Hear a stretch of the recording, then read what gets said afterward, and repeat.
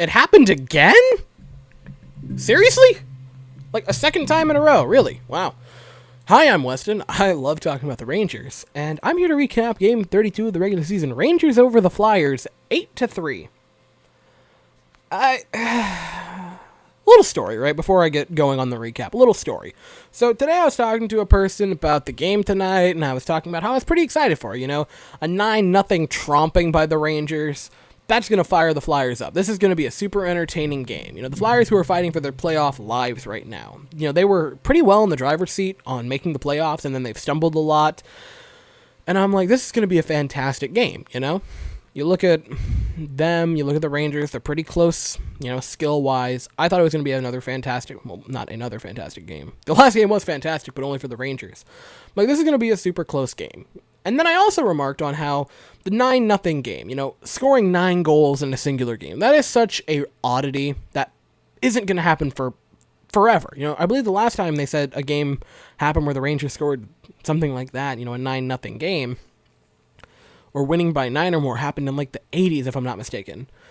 And so I'm like, that is such a rare game that you score 9 goals. It might be 20, 30, maybe even 40 years until we as a fan base see another game like that. And I'm just happy that I was able to watch it so intently because I'm doing these videos. And then it happens again. They score 8 tonight. That is 17 goals in 2 games against the Flyers. That is redonkulous. That is kind of comical. So getting into the recap, the only precursor that you need is that Igor Shesterkin makes his return after a 10-game absence with the groin injury. So, on to the first period. Into it quite a ways, about 8 minutes in exactly, at 11:59. Linger gives it to Fox to enter the offensive zone. Fox puts this great pass over to Artemi Panarin, who just a great pass right in front to the blue paint for Ryan Strome, who tips it in, and it's 1-0 Rangers. And I'm excited. I'm like, all right, getting the first score. That's important. A little bit later on, just a little over 50 seconds later, 11:07, excuse me, Kreider and Buchnevich take this odd man rush into the zone. Kreider passes it over to Buchnevich. He puts it past Carter Hart's left pad, perfectly in the webbing of the goal where you can't really tell it went in for a second. You guys remember the Patrick Kane Stanley Cup winning goal, ironically, against the Flyers back in 2011, I believe it was, where it just happened to go perfectly in the padding and no one could see it? This reminded me of that a lot. Buchnevich scores just right beyond the pad. Again, no one sees it. At first, Sam Rosen said it was a save, and I kind of saw that it was a goal, and I'm like, it's in. They call it a goal, it's a score, obviously, and it's 2-0. And at this moment, I kind of started to think to myself, I'm like, it's not gonna happen again, is it? They're not gonna do that again against the Flyers in back-to-back games, are they?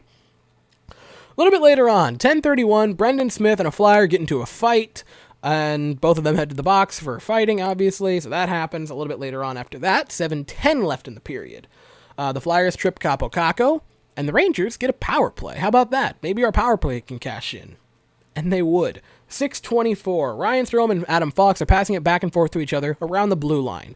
Strome passes it back over to Fox this time. Fox, with this gorgeous motion, takes a big shot from the blue line. Mika Zibanejad tips it in. It's a goal. It's 3-0 Rangers. And all I can think of is, holy crap, it's happening again. They're about to do this again to the Flyers. 5:20 left in the period. Igor Shesterkin with this great save, moving from his left to his right to absolutely rob Claude Giroux. Fantastic save by Igor Shesterkin. He looked incredible tonight, I thought.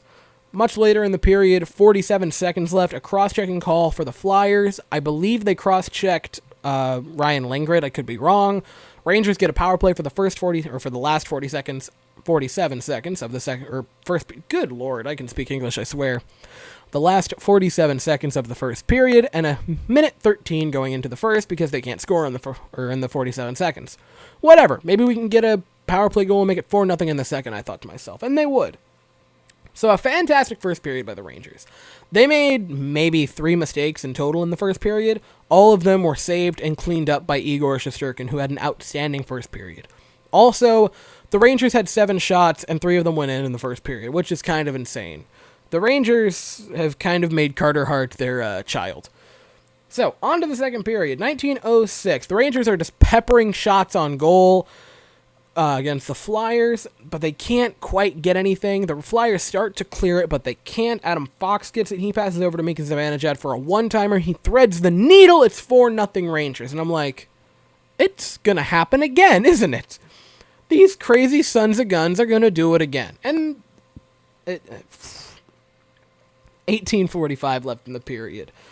Rangers and Flyers get into a scrum, and the Rangers get a power play out of it. There was roughing on the Flyers for it. So the Rangers get another power play. Can you believe it? 17:54 left in the period. The Rangers are passing it around. Strome passes it over to Mika Zibanejad. He takes a one-timer, and he doesn't connect on it. Goes wide of the net. And I'm like, shucks, that would have been cool for a hat trick. But it doesn't happen there. So, they continue to pass it around. Fox gets it. He passes it over to Ryan Strome. Strome passes it to Mika Zibanejad, who is right in dead center, middle of the ice. He takes another one-timer hat trick. And it's 5-0 Rangers. And, I mean, it's happening again. Zibanejad has had back-to-back hat tricks against the Flyers in 8 days. Are you kidding me? He has 4 points in the game at that point also. A little bit later on, 17:18 left in the period. Zibanejad makes a super nice defensive play right around the Flyers' blue line. He gives it over to Brendan Lemieux. He starts to carry it in, but then he leaves it at the blue line for Keandre Miller. And I can only imagine that the thought process behind Keandre Miller, who is a fantastic young defenseman, went something along the lines of, I mean, you know what? We've sort of had all the luck against the Flyers in the past 2 games. I'm just going to take a slap shot from the blue line and see if it goes in. And then, ding, ding, ding, we have a winner, 6-0 Rangers. Keandre Miller scores a goal, his 3rd of his career. Please, all of them be with the Rangers. And it's 6-0 New York. And I mean, what do you do if you're the Flyers? You allowed 15 unanswered goals to the Rangers in a row in just a little over an hour and 23 minutes of playtime. And in the third period of the last one, they basically gave up. So if you just take the first and second period of that game, the first period of this game, and the first 3 minutes of the second period of this game, the Rangers scored 15 goals in about 63 minutes against the Flyers. Holy crap, I just thought about that now. That's hilarious. Okay. I mean, at what point as the Flyers, at what point do you be like, man, how much do we really like hockey? I mean, they looked so defeated at this point. How can you not? Like, at what point do you just be like, pick up the phone, Mom, come pick me up. I don't like this anymore. I want to come home. 6-0 Rangers. At that point, and I'm just laughing. Like, what else can you do other than just laugh as a Rangers fan? 16-14, a little bit later on, after the goal, Giroux puts this great shot past Igor Shesterkin. This shot was, I mean, maybe Shesterkin could have had it. The other 2 were pretty nice, and I'm not going to be too picky about. I'm not going to be picky about any of them. Like, 40 for 43 is fantastic. I thought Shesterkin had a fantastic return after 10-game absence with an injury, and he was using his that sounds wrong, but we're going to roll with it. He was using his groin a lot to make saves going from left to right, so that seems to be good and healthy for him, so I'm not concerned about that. But this makes it 6-1, and again, I'm not going to be mad about a 6-1 game. A little bit later on, 13:53, the Flyers have a wide-open man. Shesterkin goes from his right to his left and then makes a blocker save. And it was another super nice save by Igor Shesterkin. A little bit later on, 9:33 left in the period. Jacob Trouba starts to fall down, but with his stick fully extended, he makes this great defensive play to break up what would have been a 2-on-0 rush for the Flyers. Jacob Trouba has been lacking offensively this season. There's no way around it, but offensively, I thought he has been very, very good this season. Offensively, he's been lacking. Defensively, he's been very, very good. That's what I meant to say. A little bit later on, 8:24, Lafreniere just coughs it up right in front of the net. Shesterkin makes another really good save. A little bit after that, 7:55, Brendan Lemieux takes a hooking call. The Flyers get a power play, and on that power play, they would score. 6:26, which is sad. A pass from the Flyers, perfectly behind, right in front for Hayes, and it's 6-2. And I'm like, Rangers, don't you dare. Again, this was just such a nice pass and goal. I'm not going to really blame Shesterkin for it. It was just a really nice goal for them. 5:32. The Rangers take another penalty. The Flyers get another power play. And I'm like, at this moment, I start to think to myself, you're not going to blow a 6-0 lead, are you, Rangers? Thank God they wouldn't. So they get another power play. This could have been a big shift. If they make it 6-3 at this moment, that could make it real dicey. They don't. Shesterkin had another couple of nice saves on that power play. Another one where he went right to left for a nice save. Shesterkin looked, again, incredible tonight. So that happened a little bit later. 18 seconds left. Jacob Trouba takes a holding call. Now, personally, I thought it was kind of stupid. I thought there was a hooking call on the Flyer at that moment. The Flyer also took a swing at him and punched him. Like, I don't know how at the very least they're not offsetting penalties. But c'est la vie, they get a power play. So, a fantastic first period, a fantastic first 3 minutes of the second period, and the Rangers go into the third period up 6-2. Now, here's the thing. I'm like, we can win this game, right? We just have to play smart. You know, we gave up way too many chances. We were way too sloppy in the second period. And with all of those, I'd be incredibly mad about them if we weren't up 6-2. You know, but regardless of that, these are mistakes that you can't make. Because, yeah, in a 6-2 game, a mistake here, a mistake there, too many penalties here, too many whatever there. In a 6-2 game, that doesn't matter. But these are mistakes that you want to make sure you don't commit in tight games. If it's 2-2 at that moment where you're committing these penalties, or 1-0 when you're committing these penalties, then this is a very different story. Luckily, the Rangers were up 6-2, or 6-0 at one point, and those mistakes only made it 6-2. But we really got to tighten up these mistakes. But again, a fantastic second period by Shesterkin. I know he gave up a couple of goals, or a fantastic start to the second period, I guess I also should say. And I mean, what can you say? Shesterkin, the 2 goals, that's not great. Mika Zibanejad's playing like Connor McDavid.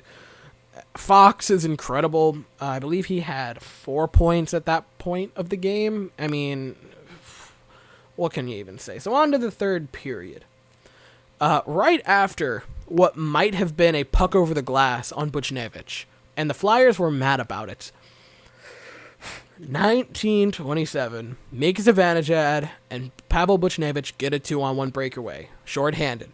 Mika starts to overskate the puck, but it doesn't matter. He passes it over to Fox. Fox does this great pass over to Buchnevich. He shoots, he scores, and it's 7-2 Rangers. And I'm just like, in utter disbelief at this point. Like, it's unreal. Mika's 6th point of the game, Fox's 5th point of the game, and that is 12 points in 2 games against the Flyers for Mika Zibanejad. I said it after the last one. I said it all this week. Mika Zibanejad is finally back, and now the Rangers have a chance to roll into the playoffs. They have a chance to make them, and I feel much better now than I did then. 18:32, the Flyers make some great moves. They put a shot past Shesterkin at 7-3, and I'm like, okay, that one could have been stopped, but again, at 7-3, this is his first game back in forever, and the Rangers are just giving up 1,000 shots, it felt like, at this point. So a little bit later on, 12:21, there's a lot of aggressive hugging. I believe all 5, or at least 4 of the 5 Rangers and Flyers were aggressively hugging each other at this moment in time. So a couple of them head to the box. It was Strome and a Flyer. I forget who exactly. They head to the box, so it's 4-on-4 hockey for a little bit. A little bit later on, 7:25, slashing on the Flyers. The Rangers get a power play. Nothing comes of that. And then at 1 minute and 58 seconds, Lafreniere takes it behind the net. He banks it off the goalie. It starts to go towards it, and then Filipino comes in to nail the shot home. It's 8-2, and I'm just like... 8-3 at that point, my mistake. And it's just, I mean, it's incredible. So a little bit later on, right, 1:26 left in the game. And this is basically, I'm going to start winding into my complete and total thoughts for the game.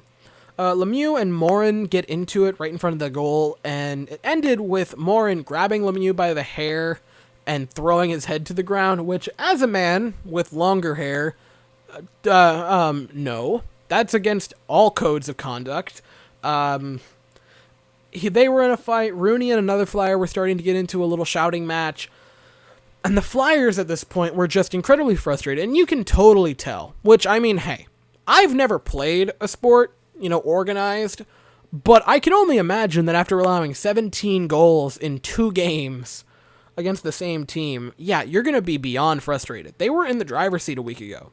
When they played the Rangers the first time, they were like 6 or 8 points up over the Rangers at that point. And now they're tied in points, and the Rangers are just 1 win for themselves and 1 loss for Boston in regulation. 2 singular points behind them in the standings. So the Rangers have made this climb from being dead in the water to this point. But the Flyers are beyond frustrated at this moment. They just want to end the game, and they're getting into it, and you can tell that at this point. So that happens, and the game pretty much ends. The Rangers get another power play out of it, but, I mean, whatever. It's whatever. So, that's it. That's it for the game. The Flyers get cooked again. Mika Zibanejad has a hat trick and 6 total points again. And Fox is elite again. Getting into some statistics for the players, right? That's the fun part. Shesterkin, I thought, again, I'm going to keep saying it, was outstanding. A 40 save night tonight. 40 for 43. That, I mean, what more can you ask for out of Shesterkin? That's unreal. That's superb. He's incredible, man. Igor Shesterkin. I'm just so excited to have this guy as our goalie, man. I'm sorry. Zibanejad owns the Flyers franchise. Can we... 12 points in 2 games. 12 points in 2 games against the Flyers. Back-to-back hat tricks. Which is the first time in NHL history that a player has had back-to-back games with a hat trick and 6 points against the same team in the regular season. You make history one week with 6 points in a period, and then you make more history the next week. Mika Zibanejad is back and better than ever, dare I say. How many points has he had this week? Because he had 12 there, 2 against the Capitals in the second game. Did he have anything the other night? I want to check this really quickly. I'm just going to do it relatively quickly. I think he had a point or 2 in the other game against, I forget who it was. The other game. That was just the other evening. Buffalo. I believe he had a point or so. And now another 6.9. He is back. There's no question in my mind. He is back. He looks incredible, and I'm super stoked. Ryan Strome had a goal and 3 assists for a 4-point night. Adam Fox. You know how I keep telling you guys and keep saying, not that it's a hot take or anything, not like it's a bold proclamation to say that Adam Fox is an elite defenseman and will probably one day very soon be a top 5 defenseman if he isn't already in the entire NHL. 5 assists tonight for Adam Fox. I mean, what do you want from him? 5 assists, that's insane. Tying the franchise record for points in a game by a defenseman. Tying, I assume, Brian Leetch. They didn't say. But, I mean, who else is going to have 5 points in a game as a defenseman other than Brian Leetch for the Rangers? That's such good company to be in. I have no words for that. The Rangers' power play was alive tonight and 3 for 5, which is insane. Our penalty kill was awful, 2 for 3, so that was a bit of a shame. And I have no words, man. What do you say? A few weeks ago, we were dead. We were dead in the water. We were nothing. We were out of the playoff race, and I was saying, why rush Igor Shesterkin back when you're not going to make the playoffs, even if he came back? And then the Rangers, I believe we've won, or we are 5-1-1 over the past 7 games, and we're back in the playoff race. We are in the thick of it now. Boston lost tonight. We are 2 points behind them for the 4th spot. And the good thing is, right, we play Boston the final 2 games of the year. So all we have to do is stay even with them for the rest of the way. We don't have to overtake them or anything. If we can stay about even with them, then it's anyone's spot going into the last 2 games of the year for the Rangers and the Bruins. We've come alive. We were dead. We were dead in the water. We were completely comatose. And we have fought back, and it's insane. Because, again, I was just saying not that long ago, that we looked basically pathetic. We were not going anywhere. And that again, I said I don't want Chesterkin rushing back because there's no point. But now we have life, so much life. 1-1 in the past 7 games. And I'm rambling at this point. I am buzzing right now with the Rangers. I am so pumped out of my mind. I'm ecstatic. And also, this is a fun one. Mika Zibanejad had 6 goals in less than a 60-minute span against Carter Hart. Oof size large for that. Anyway, so that's it. Another insane game for the Rangers against the Flyers. We play them Saturday at 1 o'clock, and oh good lord, that is going to be a bloodbath. That might be the most entertaining game of the year coming up. So yeah, man. That's all I have to say for the game. I want to bring this up because I'm super excited about it. We just hit 7,000 channel views, which is kind of insane to me that happened. And certainly with the fact that the Astros season is about to start, they had a really nice spring training game tonight. Urquidy had 5 perfect innings against the Cardinal starters. But, I mean, we could potentially hit 10,000 views by June, which is kind of absurd to me that that's a possibility. And I'm very excited about that is a possibility by June. So, I just want to thank you guys all for that, because that means the world to me. So that is all I have to say for the game. Again, like I said, we play the Flyers Saturday at 1, and I will see you guys after that game. So thank you all so very much for watching. I hope you all have an absolutely fantastic day, and as always, go Rangers.